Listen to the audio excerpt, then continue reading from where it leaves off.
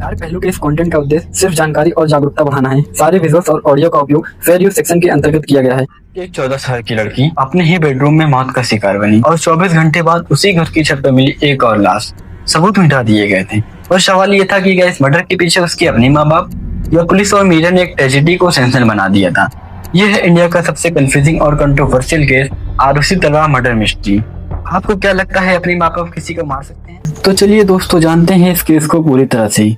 आखिर कौन थी आरुषि? आरुषि तलवार एक 14 साल की ब्राइट, इंटेलिजेंट और स्वीट लड़की थी जो नोएडा के एक पोस्ट एरिया में रहती थी अपने माँ बाप के साथ। आरुषि के पेरेंट्स डॉक्टर राजेश और डॉक्टर निपु तलवार दोनों ही एक सक्सेसफुल डेंटिस्ट थे।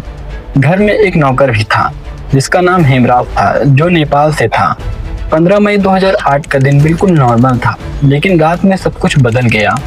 क्वेश्चन ये है कि आरुषि के साथ ऐसा कौन कर सकता था? तो दोस्तों, अब बात करते हैं मर्डर की रात। आखिर हुआ क्या? सुबह 16 मई को आरुषि की मां ने उसका बेडरूम खोला। आरुषि मर चुकी थी, गर्दन कटी हुई, तकिए और बेडरूम पर खून था। पुलिस ने पहले सस्पेक्ट बनाया हेमराज को क्योंकि वो गायब था, लेकिन 17 मई को छत पर मिला हेमराज का भी लाश। उसका भी गर्दन कटा हुआ था। एक ही घर में दो लाश, एक अंदर एक छत पर मर्डर के बाद कोई तोड़फोड़ नहीं और सबूत एविडेंस केवल फुल्ली साफ किए गए थे। क्वेश्चन ये है, मर्डर के बाद सबूत मिटाने या किसी प्रोफेशनल का काम? पुलिस का शक पेरेंट्स पर गया और पुलिस ने थ्योरी बनाई। आरुषि और हेमराज को कॉम्प्रोमाइजिंग पोजीशन में देखा गया था और गुस्से में राजेश ने दोनों का मर्डर कर दिया। मीडिया ने इस एंगल को सेंसेशनल बना दिया। हेडलाइन चिल्ला चिल्ला कर कह रही थी, पेरेंट्स ने ही अपनी बेटी को इज्जत का नंबर मार दिया। पर प्रॉब्लम ये थी, कोई डायरेक्ट सबूत नहीं था, न मर्डर वेपन, न विटनेस, ना सीसीटीवी कैमरा, सिर्फ अजम्पशन, सिर्फ theories. CBI investigation case CBI के पास गया और कहानी और भी कंफ्यूजिंग बन गई। पहली टीम ने हेमराज के फ्रेंड कृष्णा, राजकुमार और विजय को सस्पेक्ट बनाया। नार्को टेस्ट हुए, कुछ स्टेटमेंट आए, लेकिन फिर भी कोई कॉन्क्रीट प्रूफ नहीं मिला। दूसरी सीबीआई टीम ने तलवार कपल को ही सस्पेक्ट बनाया। बोला गया आरुषि के पेरेंट्स ने ही सबूत मिटाए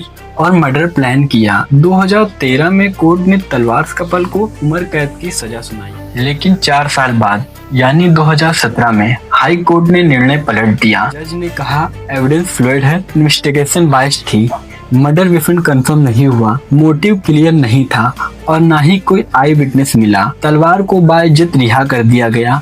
उन्होंने 4 साल जेल में बिताए बिना किसी सॉलिड प्रूफ के। एक बेटी गई, एक परिवार बिखर गया और सिस्टम फेलती है। मीडिया ट्रायल और पब्लिक रिएक्शन। इस केस ने इंडिया में मीडिया ट्रायल कल्चर पर बड़ा सवाल उठाया। ट्रुथ ढूंढने की बजाय मीडिया ने ड्रामा बनाया। हर चैनल पे डिबेट्स, फेक थ्योरीज और लोगों का अपना डिसीजन। 2015 में मेघना गुलजार की फिल्म तलवार आई, जिसमें इरफान खान ने सीबीआई ऑफिसर का रोल किया। 2021 में नेटफ्लिक्स डॉक्यूमेंट्री तलवार बिहाइंड क्लोज डोर भी बनी, पर असली सच आज तक किसी को नहीं मिला। सो दोस्तों, अंततः बात करते हैं, क्या ये पहली कभी सुलझेगी? आरुषि का मर्डर केस सिर्फ एक अनसॉल्व क्राइम नहीं है, ये केस है एक सिस्टम के फेल होने का, एक परिवार के टूटने का और एक देश के मीडिया के सच से भटकने का। मर्डर अभी मिस्ट्री है, मोटिव अनक्लियर है, शायद इस केस का सच कभी सामने ना आए। आपके हिसाब से असली किलर कौन हो सकता है? आप बिलीव करते हैं कि सच कभी न कभी